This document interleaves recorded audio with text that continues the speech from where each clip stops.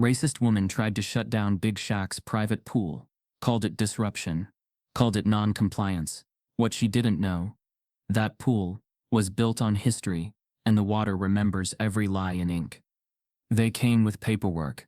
Big Shaq answered with legacy. What happened next wasn't revenge. It was karma, wave by wave. Before we deep dive into this interesting story, subscribe to our channel, and tell us where are you watching from. Share in the comments below.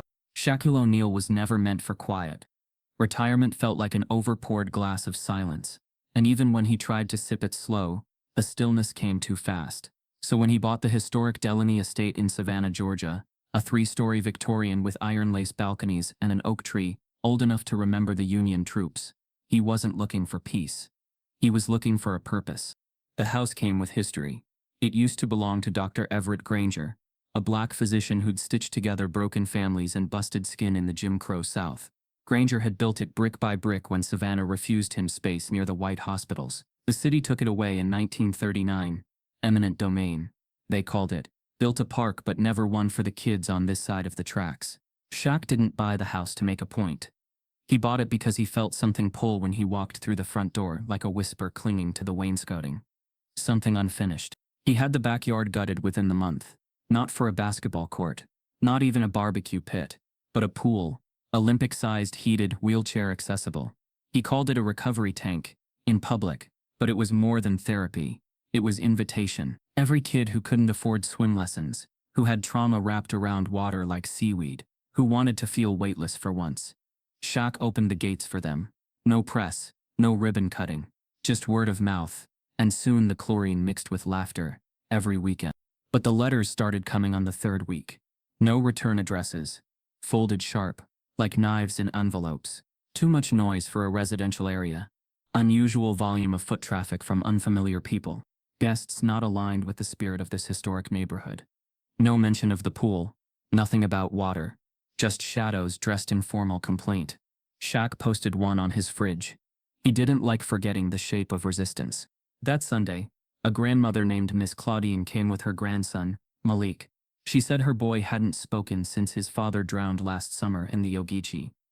Claudine worked the night shift and couldn't afford therapy, but someone told her Shaq's pool could make miracles happen. Malik dipped a toe in and whispered, "It's warm." First words in 9 months. Shaq watched from the kitchen window, said nothing, just smiled, almost afraid a word would tip the spell over. But that same night, a complaint arrived. This one typed, formal. An environment of disturbance has been fostered around the Delany property. Visitors exhibit non-neighborhood behaviors. Please address immediately. Shaq sent a copy to his lawyer and went back to skimming leaves off the surface of the water. On the 4th Saturday, a black SUV parked across the street, sat there for hours. Windows up, engine cold. The next day the water filters were found clogged with crushed pecan shells and aluminum foil. Someone knew how to make it look like nothing. But it wasn't nothing. Shaq didn't hold a press conference, didn't post it on Instagram. He went door to door, wearing his largest hoodie, and the smallest smile he could manage, just waving, just watching. The SUV didn't come back for a week. Inside the house, the ghost of Dr. Granger seemed to nod. The library door creaked open on its own now, and the smell of pipe tobacco floated in when no one smoked. Shaq didn't mind. He talked to Granger some nights, telling him, "We're not finished yet." The complaints didn't stop, but they got smarter. An HOA officer came by with a clipboard, asking if the pool had proper zoning permits, said there'd been whispers about code violations. Shaq handed him a binder, perfectly tabbed. The man left wordless, embarrassed by his own name tag. But something shifted after that. A child named Zion, who wore a brace on one leg and used a scooter, was told by a neighbor that he couldn't enter the street unless he was invited. The boy cried. His mother marched over to the estate with trembling hands. Shaq knelt beside her and asked if she wanted him to talk to the man. She said no, but asked if Zion could swim longer that day. Shaq nodded. That evening he added floodlights to the perimeter, softer ones, not invasive. Just enough to say, "We see you." Then came the Sunday, when the chlorine pump was stolen. A clean rip, as if by professionals. No break-in, just absence. Shaq stood at the edge of the drained pool, the morning sun slicing across his face. Maybe it was never meant to be here, he said aloud. But a voice? Maybe Granger's, maybe just his own stubbornness, answered back in the leaves. That's exactly why it must be. By Tuesday, the pump was replaced. New security cameras installed. Still no police report filed. Shaq had lived long enough to know not all crimes get solved. Some you just outlast. In the 6th week, a letter came, not in criticism, but confession. Handwritten. Blue ink. I was one of them. I signed the petition. I thought you were changing the neighborhood. But I watched my son smile for the first time in months after your daughter taught him how to float. I'm sorry, I was wrong. No name. But Shaq knew forgiveness when he saw it. He framed that letter, put it in the same spot where the complaints used to hang. Spring turned to summer. The laughter stayed steady. Malik started telling jokes. Zion swam 10 laps without his brace. Claudine baked a pie and said it was from the ancestors in Publix. No one talked about race, but it hung in the air like humidity felt, not always named. The pool became folklore. The water that wasn't supposed to be there. The house that remembered what was taken. And Shaq? He never called it activism. He just said some places need healing. Some wounds are shaped like pools. Deborah Vance believed in order. Neat hedges, quiet nights, and neighbors who waved at the same time every morning. Her house on Laurelwood Drive had a rose trellis and 4 flags: American, state, university alumni, and one that said Heritage Matters in soft script, which she insisted wasn't political. She kept her coffee black, her windows spotless, and her calendar stacked with the kind of committees that gave her control without appearing tyrannical. President of the Savannah Historical Society, Vice Chair of the East District Zoning Review Board, and most powerfully, the silent sentinel of the HOA that ruled over Old Savannah's Garden District. Like a smiling iron fist, Deborah never raised her voice. She didn't have to. Her memos were gospel, her phrasing, a masterclass in veiled exclusion. So when news reached her desk that a newly purchased estate on Hollow Tree Avenue was hosting unsanctioned gatherings by non-residents and had installed a pool without submitting the proper neighborhood courtesy notice, she already had the paperwork halfway filled out before reading the name of the owner. Shaquille O'Neal. She blinked once, adjusted her bifocals, read it again, then tilted her head, the way she did when she suspected something unpleasant, but pretended to be gracious. A former athlete, national attention media magnet. She didn't mind fame, so long as it knew where to stay. In magazines, on television, not next door. The Delaney estate, to her, had always been an unfortunate corner of the district. Too much history, too many ghosts. She remembered her grandmother once whispering that it used to belong to a Negro doctor who got too proud. She said it like it was a cautionary tale, not a tragedy. Now the estate was filled again, with children, laughter, cars she didn't recognize, bikes chained to trees, water splashing, energy, the kind that didn't ask permission. Deborah called it activity. Then, in her reports, she renamed it disruption. Her first letter to the zoning office mentioned property values. Her second, non-compliant aquatic installations. She sent a third to the Historical Society, urging a reevaluation of the estate's landmark status, citing concerns over architectural integrity due to increased foot traffic and modernization. She signed each with her full name, in cursive, Deborah M. Van. What she never said, not in writing, not even out loud, was what really bothered her. That children with voices too loud and skin too brown were now filling a space she had always assumed would quietly decay back into the soil. That families with names she didn't recognize parked in front of her lawn for hours. That the estate, once a hushed monument of neglect, was now alive. She asked for a private meeting with the zoning board. Just a discussion, she said, about community character. She brought a folder labeled Preservation Standards, filled with printouts of traffic ordinances, noise level thresholds, and swimming pool regulations in historic districts. She smiled as she spoke, used the word heritage 12 times, consistency 9 times. Not once did she say race. Not once did she need to. But while Deborah prided herself on process, she overlooked one detail. The city clerk's new assistant, Aria Jackson, 24, sharp-eyed, with a minor in public policy and a memory like flypaper, noticed the stack of documents that Deborah submitted during the meeting. She recognized an old address on a zoning exemption Deborah had signed just 2 years earlier, granting a permit to a local developer to pave over an empty lot that had once been registered as a historical burial site. The paperwork bore Deborah's signature, Arya flagged it. Quietly. No drama. She made a few calls, pulled city council minutes, then cross-referenced them against a timeline of rezoning decisions that always seemed to favor the same three contractors. One of them was Deborah's cousin. Another once donated to the Historical Society's annual garden fundraiser. The third had hired Deborah's son as a consultant. The pattern wasn't sharp, but it was consistent. By week 5, Deborah sent an HOA-wide alert. We encourage all residents to report any unusual activity stemming from non-resident visitors.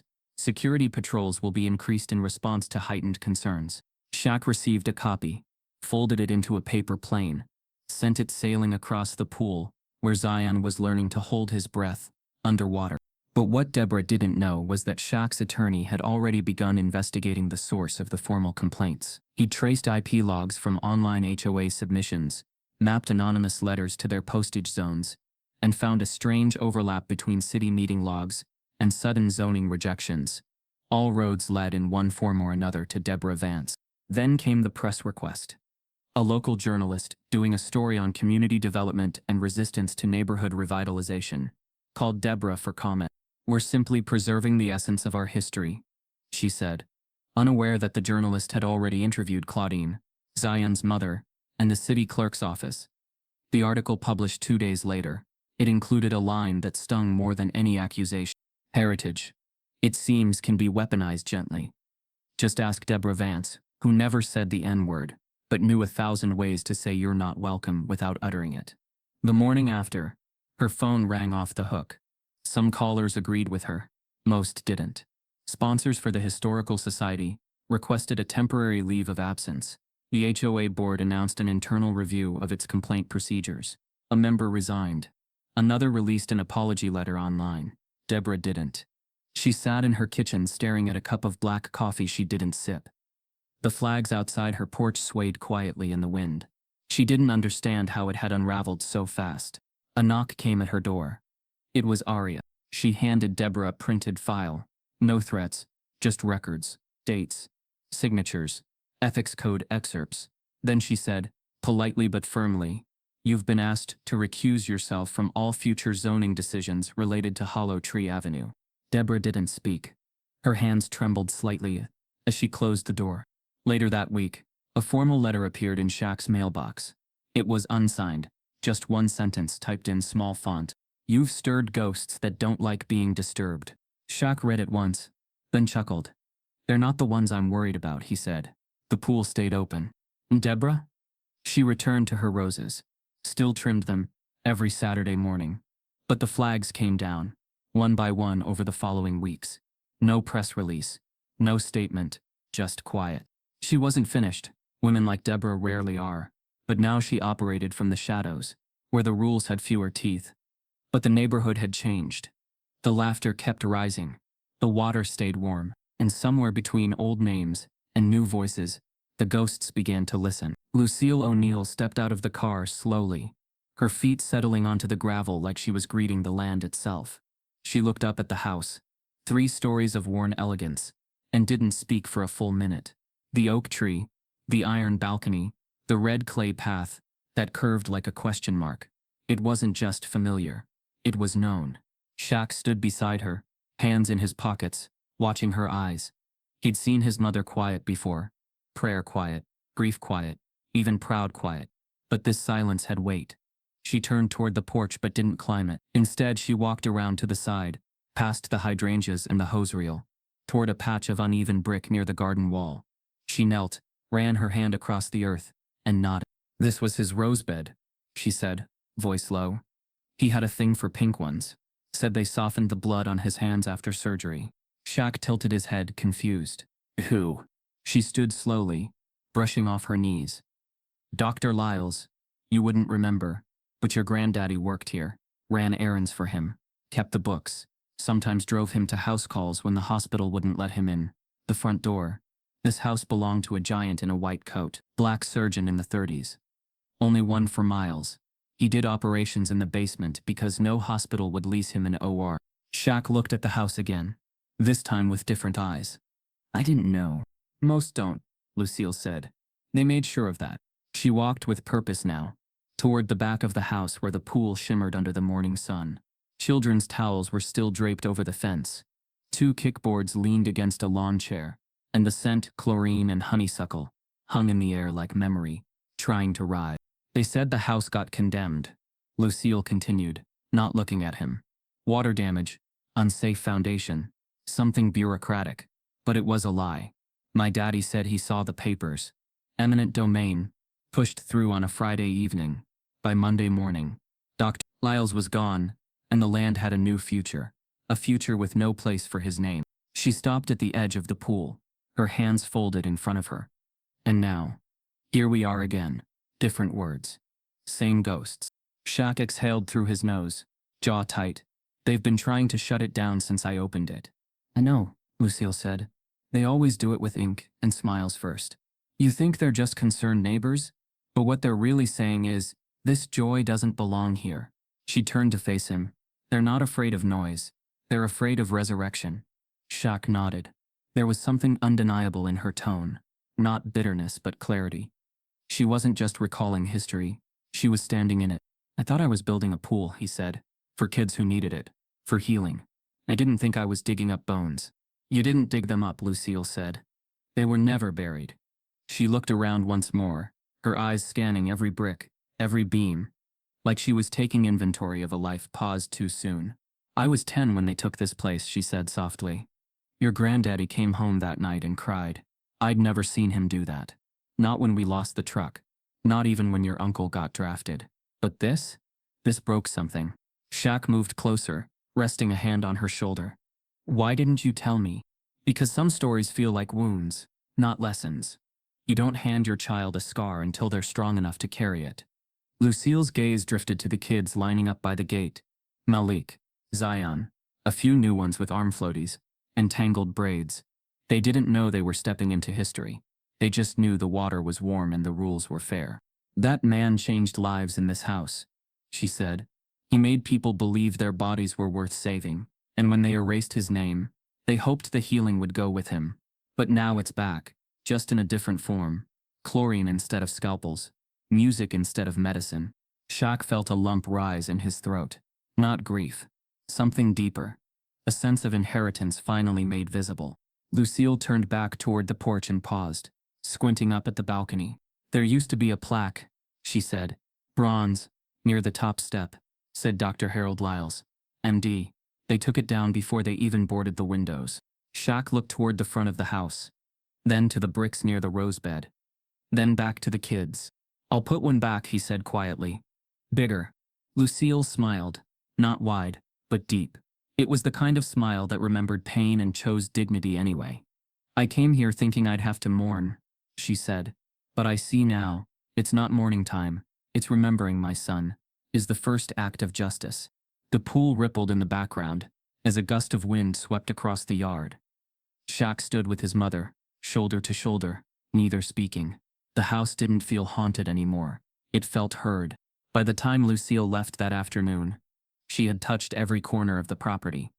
Not like a tourist, like a daughter retracing the lines of a faded portrait. And when she hugged her son at the gate, she whispered, "Don't let them rewrite this place again." He promised, and he meant it. The 7th complaint arrived on a Wednesday morning, delivered in a manila envelope with no return address, and a postage label too clean to be coincidence. It landed on the city council desk with 3 stapled pages, and a signature from a private third-party inspection firm no one on the committee had heard of before. The subject line read like the others, but its language had evolved. Non-regulated aquatic activity continues to occur at 409 Hollow Tree Avenue, with significant impact to environmental soundscape, insufficient fencing height, and potential breach of historical perimeter aesthetics. Immediate review recommended. No names, no photos, just technical phrases meant to sound neutral. Measured concern, not malice. But Shaquille O'Neal had seen enough red tape in his life to recognize when someone was trying to tighten a noose politely. He was mid-breakfast when his assistant Jerome walked into the kitchen with the folder. We've got a scheduled compliance audit. Next Tuesday. Shaq raised an eyebrow but kept eating. For what? Jerome opened the folder, flipped through the pages. Noise complaints, fencing, guest overflow. They're calling it a multi-factor review. Shaq set down his fork. And all this from the neighbors? That's what they want us to think. Jerome's voice dropped a shade. But none of the submissions came from individual homeowners. Every complaint, 1 through 7, was routed through an outside contractor, called Blue South Environmental Assessors. Sounds made up. It is. They're not licensed in Georgia. We can't even find a physical office. Just a website with a toll-free number and a vague mission statement about urban development harmony. No staff names. No legal filings. But get this. Every complaint they filed came from the same IP block. Traced it through a few hops, but Jerome handed Shaq a printed sheet with one line highlighted. Access origin, 197.82.4413. Registered to Savannah Historical Preservation Society. Shaq blinked. The Historical Society? That's not even the punchline. Jerome pulled out a second sheet. The device used to submit all 7 complaints. Same laptop. Geo-pinged from a single Wi-Fi node. He paused. Located in the guest house of 14 Laurelwood Drive. Shaq didn't need to ask who that was. He'd driven by that rose trellis enough times. Deborah Vance. He leaned back in his chair, fingers steepled in thought. So she created a shell firm, or hired one, routed complaints through it, and made them look like they came from a neutral entity. Jerome nodded. That way it's not personal, it's procedural.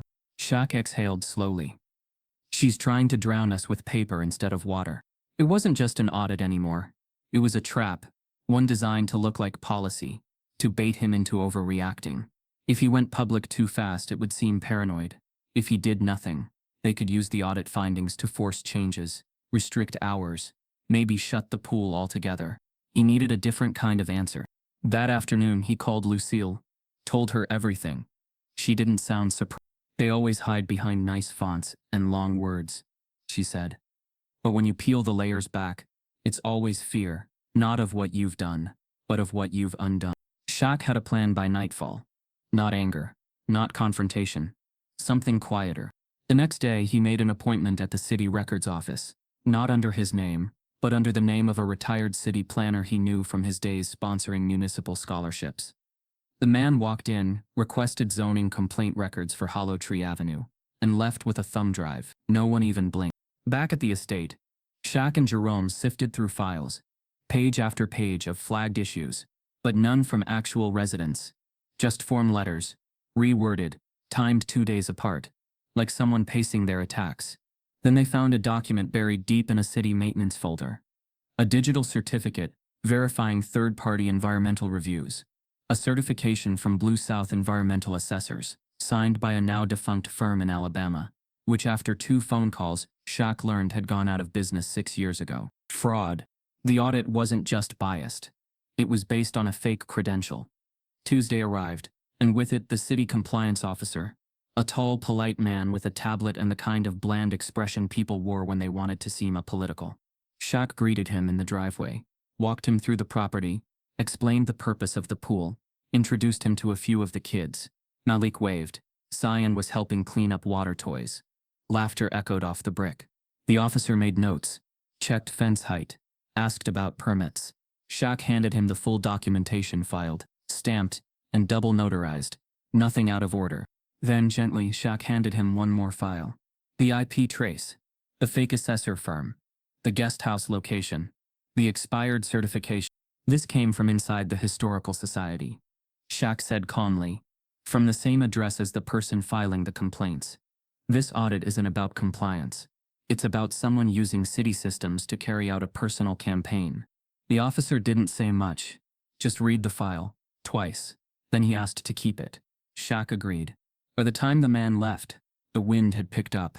The flags on Laurelwood Drive fluttered tighter than usual. 3 days later, Shaq received an email. Audit report closed. No violations found. Anonymous complaint source flagged for review. No apologies. No retractions. Just closure, written in bureaucracy's favorite language. Silence. But that night, as the pool lights glowed under a purple dusk, Shaq stood near the shallow end, watching kids toss rings underwater, unaware of the battle that had just passed over them, like a cloud that refused to drop rain. He didn't tell them. He wouldn't. They didn't need to know how close the gate had come to locking. All he said was, keep swimming. Because in places where history tries to erase you, existence itself is resistance.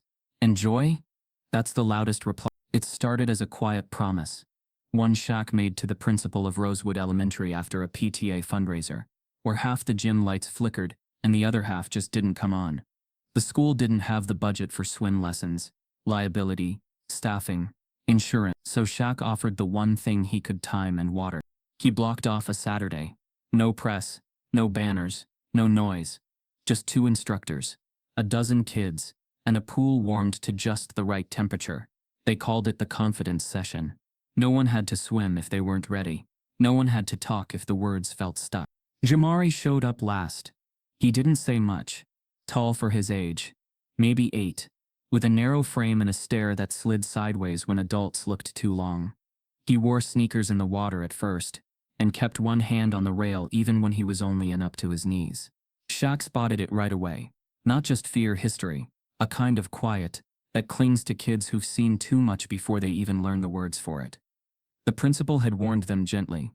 Jamari had a near-drowning incident last summer. Got pulled out of a hotel pool by his cousin. No lifeguards. No floaties. Just luck and a scream that brought a stranger running. Since then he couldn't even walk near a puddle without twitching. But there was something about Shaq. Maybe it was the size, the stillness, or the way he crouched to Jamari's level, and said nothing at first. Just held out a hand and waited. Jamari didn't take it right away, but he didn't walk away either. By the 20-minute mark, Jamari was in the shallow end, floating with the help of a noodle, and the instructor's palm under his spine. He wasn't laughing, but he wasn't panicking. That counted for something. Then came the gate sound. 3 metallic clanks. 1 beep. Then a pair of black boots on the concrete. Code enforcement. 2 officers in khakis and polos, city emblems on their chests, digital tablets in hand, and a camera slung low at the waist, lens pointed toward the water. Shaq stood instinctively, stepping between the pool and the men. "Morning. You didn't call ahead." The taller officer gave a practiced smile. "Just a scheduled inspection. Got a report of minor code violations. Something about drainage and occupancy ratio. We're under capacity," Shaq said calmly. "All permits are up to date. And it's a private lesson. No spectators, no guests, just community outreach." The officer nodded, then motioned toward the camera. "Still need footage for documentation." Behind Shaq the water had gone quiet. Jamari was frozen mid-float, his arms locked, chest rising too fast. His eyes didn't leave the camera. He started backing toward the edge of the pool, trembling now. His instructor reached for him gently, but Jamari slipped his foot, catching the slope between the shallow and the mid-depth section, and fell forward. Not far, not deep, but enough for panic to fill the space faster than water. He thrashed once, then clung to the ledge, gasping, eyes wide in raw fear. Shaq turned, moved fast, slow enough not to scare him more. "You're okay," he said, crouching low. "I got you. You're not under. You're just scared." But Jamari wasn't hearing words. He was seeing uniforms, cameras, memory. One of the girls screamed. The instructor waved toward the officers. "Turn it off. He's traumatized." But the camera stayed on. Shaq's voice dropped, almost too low to hear. "This isn't about safety. This is surveillance." That night the footage leaked, first on a small community blog, then clipped into a viral thread with the caption, "Code enforcers interrupt children's swim therapy. Look who panics." By morning it had hit national news. The image of Jamari, drenched and clinging to the ledge, his face twisted in pure fear, was everywhere. Most people didn't know his name, but they knew what they were seeing. Not a child breaking a rule. A child reliving a trauma. The mayor's office issued a brief statement, calling it a standard procedural misunderstanding. The Historical Society released a memo clarifying they had no involvement. Deborah Vance went a step further. On a local radio spot, she said the footage raised important questions about disorderly use of historic properties. She never mentioned the pool, never said race, but she called it a systemic imbalance of neighborhood harmony. Shaq said nothing. Not online, not on air. Instead, he brought in a trauma specialist for the kids, made Jamari a playlist of his favorite jazz instrumentals, and 2 days later, he walked with the boy to the pool again. No cameras, no visitors, just the sound of water and the wind through the oaks. Jamari sat at the edge, feet in the water, eyes darting like a bird trying to trust stillness. Shaq didn't rush him. "You don't owe anybody bravery," he said. Just breath. One at a time. Jamari nodded, then leaned forward, let the water take his knees, then his chest. That afternoon, the mayor's office announced a formal review of enforcement policy at community outreach sites. A local journalist printed a full exposé connecting the complaint pattern to Blue South environmental assessors. The final paragraph read, "When accountability rises from the water, even silence starts to sink." At the pool, the kids returned. Slowly at first, then like tide. The laughter resumed, not to erase the fear, but to reclaim the space. And Jamari? He swam half the length by the end of the month. No cameras caught it, no headlines covered it. But Shaq stood at the edge, stopwatch in hand, whispering just loud enough for the water to hear. "You did it, kid." And for the first time, Jamari smiled in the deep end. Shaq wasn't surprised when the letter came. It arrived in a sleek envelope, with an embossed city seal, tucked between utility invoices and a landscaping estimate. Inside was a single-page notice, zoning permit for 409 Hollow Tree Avenue, flagged as expired under Section 9. All recreational operations must pause pending reevaluation. No one had called. No one had emailed. No prior warnings. No compliance issues on file. Just a quiet slip of bureaucracy, meant to bleed something dry without drawing blood. Shaq handed the letter to his lawyer, Damian Briggs, a man who read contracts like scripture and had built a reputation in Atlanta as someone cities didn't lie to twice. Briggs didn't flinch. He went to work the same day, requesting the permit history from the zoning office. Within 72 hours, he had a digital copy of the original file, signed, sealed, and cleared for 10 years. But when he checked the internal status log, something didn't line up. The expiration notice had been added manually. No timestamp, no auto-triggered alert from the city's zoning software. It had been altered. Quietly. Briggs cross-referenced the city's zoning code, tracked the chain of authorship, and found the note had been entered under a non-standard user ID. A ghost profile still active, but unnamed, buried deep in the city's legacy software. Whoever had changed the permit status had done so in a way designed to blend into the background of normal operations. But it wasn't normal. It was targeted. Then Briggs found something else. Buried in a locked subfolder labeled Legacy Assessments Pre-79, he uncovered a memo sealed decades ago, but still accessible through a backdoor archival search. The file was titled, "Memo. Recategorize Parcel 34, Recreational Use Objection, Ethnicity Conflict." Briggs opened it, and went still. The language was cold. Not emotional, not overtly hateful, but unmistakable in its intent. It cited historical demographic patterns, and warned that allowing unsupervised recreational installations in Parcel 34 could attract social elements incompatible with the character of the surrounding community. Parcel 34 was the Delaney estate, the same property Shaq now used for his pool. The memo had been stamped, internal use only, and signed by a zoning officer long retired. Briggs read it twice, then printed it out, slid it into a sleeve, and drove straight to the estate. Shaq met him on the porch, the evening sun slanting across the ironwork like a stage light. Briggs didn't speak until they were inside. He laid the memo on the table without a word. Shaq scanned the header. The words sunk in slow, like something sticky clinging to bone. He tapped the phrase, "ethnicity conflict." "What is this?" "An old line in an old system," Briggs said. But someone still knew where to find it. The permit hadn't expired. It had been recontextualized. The memo, though technically illegal, under current federal law, had never been expunged, just hidden. A quiet clause still lurking like a trapdoor under the city's legal floorboards. It meant the house, the pool, the laughter. They weren't being flagged for zoning violations. They were being flagged for who was laughing. Shaq sat back in his chair, hands clasped, mind turning over like a storm, just beneath the surface. "Can we fight it?" Briggs nodded. "We're not just fighting it, we're exposing it." The next day, Briggs filed a formal grievance with the city's legal department. Attached to it was the original zoning permit, the altered status log, and the sealed memo. He didn't leak it. Not yet. He gave the city a choice: respond or be responded to. By the week's end, the mayor's office called a closed-door session with the city council. A handful of staffers had already begun whispering. Someone from inside the zoning department, anonymous, afraid, leaked a statement that the manual expiration flag was triggered after a community member requested reevaluation under a historical clause. That community member was never named. But Briggs didn't need names. He had addresses. The same IP block from the Deborah Vance guest house had pinged the zoning department's portal 2 days before the permit status changed. Shaq didn't show up to City Hall. He didn't need to. The memo spoke louder than any argument he could make. A week later, the city issued a formal correction. Permit reinstated. Internal clerical error, under review. Zoning protocols to be audited for legacy bias. They never admitted fault. Never said the word racism. But the language softened, as it always did when truth left no other room to hide. Local reporters caught wind. One headline read, "Old rules, new targets. The fight to reclaim parcel." On a quiet Sunday, Shaq stood by the pool again, watching as Zion swam a full lap. Claudine had brought cookies. Malik was teaching 2 new kids how to do sidekicks. Lucille called that evening. Shaq told her everything.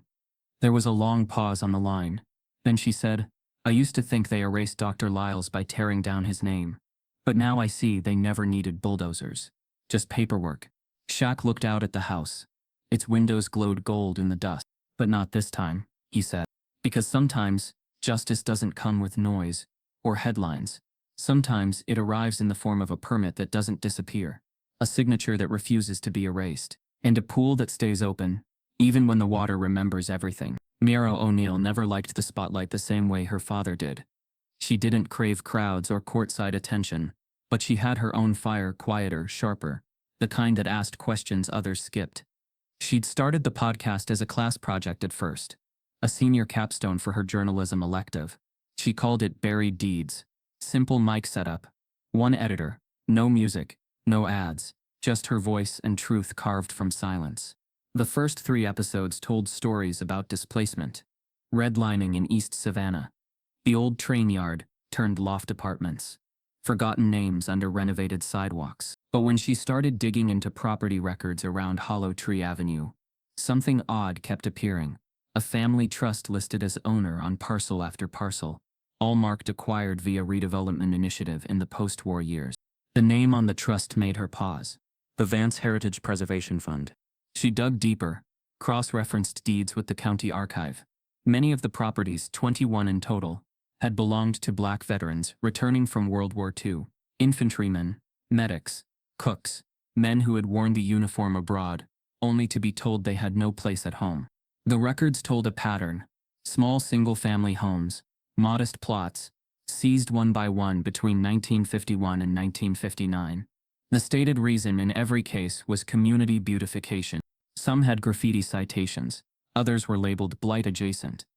A few just said non-compliant garden growth. None were returned.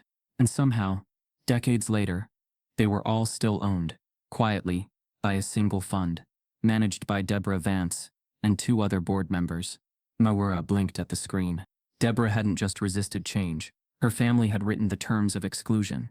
Mara didn't rush the episode. She spent weeks interviewing elders across the district. She sat in living rooms with lace curtains and church fans resting on end tables. She recorded voices that cracked with memory. Mr. Otis Franklin, 91, showed her a faded photo of his father in uniform, standing on the porch of a house that no longer existed. "They told us it was unsafe," he said. Next week it was a flower garden for a white ladies' park committee. Miss Thelma Brown remembered men in suits knocking at her uncle's door with friendly offers. They said, "Take this check now, or we'll get it through court anyway." That wasn't a deal. That was a warning. Each story painted a wider canvas, not of war, but of erasure. And the hands holding the brush belonged to people who had smiled through it. Mara wove the episode carefully. Her voice never wavered, but it carried weight. She didn't name-call. She read deeds, quoted documents, and layered voices, like a quilt of testimony. Then, the final line: "When people say nothing was taken, ask them to check who holds the keys now." The episode dropped at 7:00 a.m. on a Monday. By noon, the town wasn't looking away anymore. The link spread fast. PTA chats, city staff inboxes, library bulletin boards. Someone printed a QR code and taped it to the door of the Historical Society.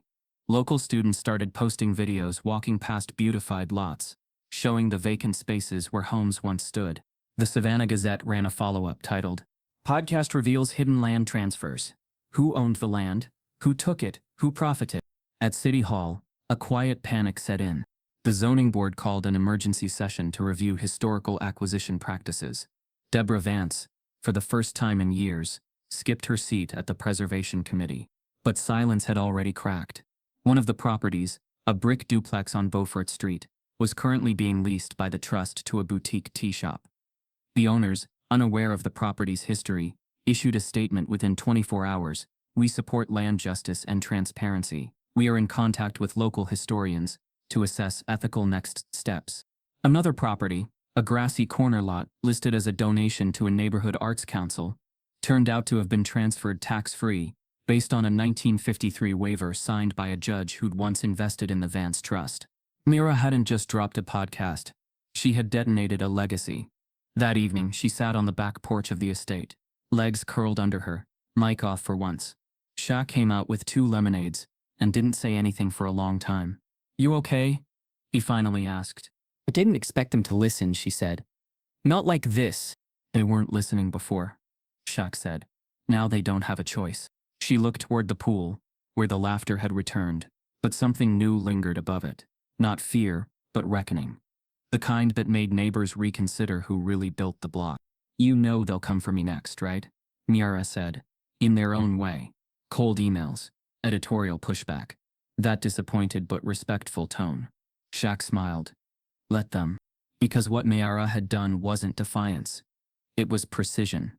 She'd held up the city's reflection and asked it, gently but clearly, "Do you see what you've become?"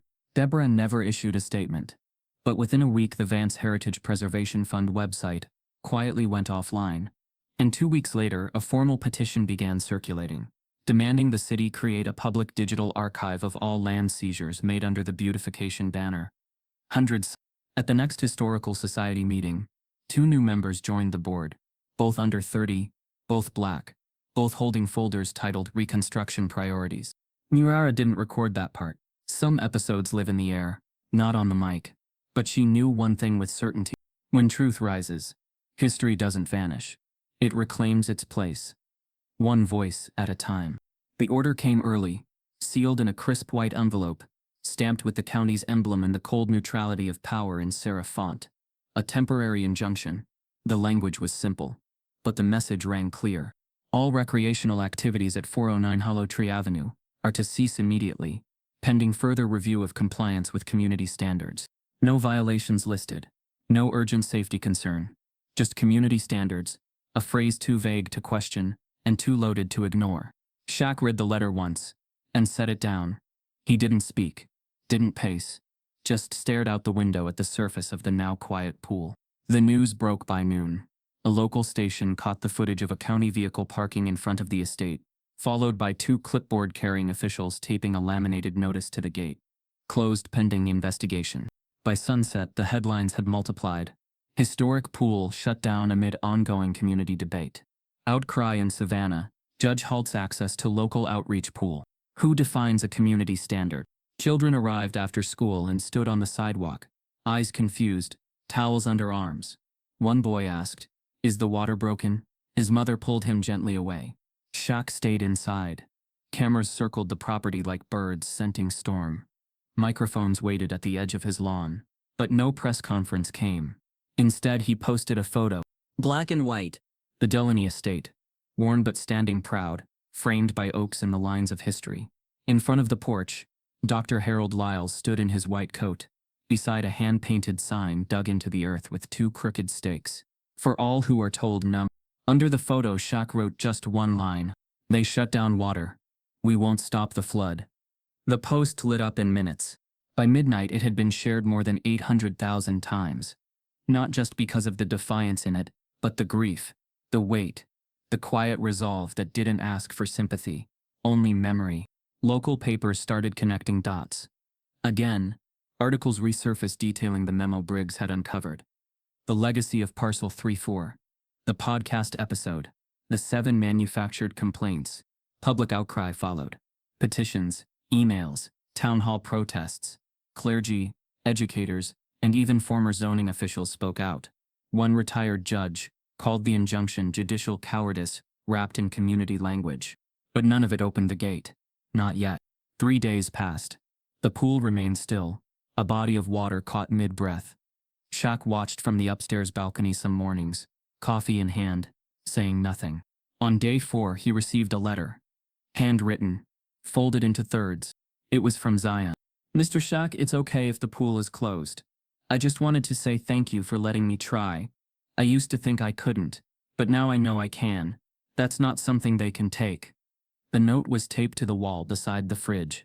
Beside it, the framed apology from the anonymous neighbor who once called the guests unfamiliar. Mara suggested organizing a community teach-in on land use and racial zoning history. Within 24 hours, they had volunteers, speakers, even a few off-duty city staff willing to talk anonymously at first about how certain areas were coded long before they were mapped. The Historical Society stayed silent. Deborah Vance hadn't been seen in public since Moira's episode dropped. The gate at her Laurelwood house remained locked, and her rose trellis, once meticulously trimmed, had begun to wilt at the edges. Inside the city office, pressure built. Lawyers examined the injunction again. Some whispered that its language wouldn't survive long-term scrutiny. Others admitted off the record that it looked like a stall tactic, a delay masked as dignity. On the 6th night, Claudine brought sweet tea to the estate. She sat on the porch with Lucille, both women watching the darkened pool under moonlight. They can't stand it, Claudine said. That it's peaceful, that it's working. Lucille nodded. Some folks don't want the fire out. They want the smoke to linger so no one breathes too easy. That same night, someone placed a candle at the gate, then another. By morning, there were over 50, each one with a name. A story. For my uncle, who never learned to swim. For my grandmother, who washed floors in this house. For the boy who floated without fear. Shaq didn't add one. He just watched. Because sometimes the loudest reply is what you don't say. The 7th day came, with no answers, no ruling, but also no apology. And still the water waited. Clear. Untouched, but not forgotten. It arrived in a padded envelope. The kind used for lost keys or court summons. No name, no return address. Just the words confidential, legal counsel only, scrawled in blue ink across the front. Shaq's lawyer, Damian Briggs, opened it in his office. Inside was a flash drive. No note, no logo. Just a single file, labeled in plain type, meeting audio confidential 3. Briggs didn't hesitate. He slid it into a secure laptop and hit play. The first voice was muffled, male, familiar in tone but vague in content. A zoning board member, speaking about tightening parameters. Then another voice, clipped, composed, unmistakable. We have a responsibility to preserve demographic integrity. Our donors expect stability. Briggs sat forward. He knew that voice. Everyone did. Deborah Vance. The recording wasn't chaotic or enraged. It was calm, measured, and deliberate. The kind of tone used when people think they're untouchable. She continued. We made a mistake letting that basketball man by here. Let's course correct before this neighborhood becomes something it was never meant to be. There was silence in the room after she spoke, followed by murmurs. A third voice asked, are we documenting these complaints formally, or routing them the usual way? Deborah replied plainly, use the trust, use the channels, just make sure it doesn't trace. Briggs stopped the recording. He didn't need to hear more. It was enough. He leaned back, let out a slow breath, and dialed Shaq. It's real, he said. All of it. And now we have proof. Shaq was quiet for a moment. Play it for me. Briggs did. When it ended, Shaq didn't speak right away. But his voice, when it came, carried no surprise. She thought power would keep her hidden. Briggs forwarded the recording to 2 destinations. One to a trusted DOJ contact. The other to a civil rights reporter he knew wouldn't bury the lead. By morning, everything changed. National headline. Zoning scandal in Savannah. Audio links preservation chair to racially motivated land suppression. DOJ statement. We are reviewing documentation tied to potentially discriminatory housing practices. City Council emergency bulletin. We will cooperate fully. This office does not condone demographic targeting of any kind. Moira was the one who found the flash drive's origin. She'd been following metadata on public zoning logs for weeks. Her software tracked user IDs, login timestamps, and internal access logs. It all pointed to one low-level zoning clerk, a woman named Marissa Day. Single mother, graduate of Savannah State, a junior in a department where people spoke carefully and advanced slowly. She'd sat in on the meeting, by accident, said nothing at the time, but recorded everything. When a friend of hers, a custodian at the courthouse, told her about Jamari's panic during the code enforcement visit, she said she couldn't stay quiet. Her message came later, via encrypted email to Briggs. I couldn't erase the file. I couldn't unhear what she said. I just want to be able to walk past that house and know I didn't let them bury another name. Shaq didn't try to contact her. He didn't have to. The DOJ formally requested all zoning records from the last 10 years, involving historic community standard exceptions. The Historical Society's board entered emergency reorganization. Deborah Vance released a statement through counsel. It used words like mischaracterized, context, and deep regret. But she never denied the voice was hers. The city revoked the injunction against the pool the next day. Shaq didn't hold a press conference. He opened the gate at 9 a.m. sharp, the same time the kids used to arrive. Zion was first through the door. Jamari came next. Claudine brought peach muffins and said nothing, just wiped her eyes when she stepped onto the patio. That evening, Shaq posted one sentence. We don't tear things down to win. We open the doors so the truth walks in. And now, the headlines came steady, not explosive. No caps lock outrage, no breaking ticker across the screen, just a sequence of filings, each more certain than the last. DOJ Civil Rights Division files, suit against Savannah zoning practices. Trust assets under federal review. Property freeze placed on Vance Heritage Holdings. It happened quietly, the way power often folds, without ceremony, but with finality. The city issued a statement. We commit to addressing historical zoning discrepancies and ensuring equitable application of land use law, moving forward. It sounded polished, almost clean, but underneath the legal varnish, something real had shifted. Deborah Vance left town 4 days later. Not with defiance, not even with protest. Just a moving truck on a humid Thursday morning, and silence that dripped like condensation from the windows she once kept spotless. Neighbors didn't wave. The house on Laurelwood stood empty by the weekend. The rose trellis wilted in the summer sun. But while one name faded, another rose. The pool didn't just reopen, it returned as something bigger. The estate filed paperwork for nonprofit conversion, under the name Lyles Community Aquatic Center, in honor of Dr. Harold Lyles, the black surgeon, whose hands once healed bodies beneath this very roof, and whose name had been erased for over half a century. Shaq signed the final document without a press event. No podium, no tie, just an early morning at the kitchen counter, pen in hand, coffee cooling beside him. The mission was simple. Mental health support for Black youth, water safety instruction, community care over compliance, healing over headlines. Mara led the communications team. Zion's mom, Claudine, managed scheduling and community outreach. Malik's uncle volunteered on landscaping. Jamari helped design the mural that would stretch across the west wall, bright blues and purples, kids floating beneath clouds, words woven in a wave pattern. We rise together. The grand reopening wasn't grand at all. No banners, no ribbon, just a handwritten chalkboard sign by the gate. Open. Lyles Center. All welcome. They came in waves. Kids with towels and tangled braids, parents who used to be afraid of places like this, elders with lawn chairs, and memories. The laughter wasn't louder than before. It was fuller, free. Shaq stood by the edge of the water, watching them dive. No ceremony, no speech, just the rhythm of joy, returned to its rightful place. The water carried it all. One by one the plaques were added. Dr. Harold Lyles, surgeon, healer, home builder. Lucille O'Neill. Because memory is muscle. Zion and Jamari, first to float, first to fly. There was no plaque for Deborah Vance. No mention. Not because of revenge. Because some names don't belong in the story they tried to end. The city began formal hearings. Officials recused themselves. A full audit of land use decisions was ordered. New faces joined the Historical Society. This time, they came from neighborhoods never invited before. Shaq never said her name again. Not out of erasure. Out of closure. Because karma didn't come with fireworks. It came in the sound of a child taking their first breath underwater and rising back up with a smile. It came in the silence of a gate, no longer locked. It came in the shift of a town that couldn't look away anymore. Shaq stood back, watching as the afternoon sun stretched long shadows across the deck. A boy slipped on his goggles.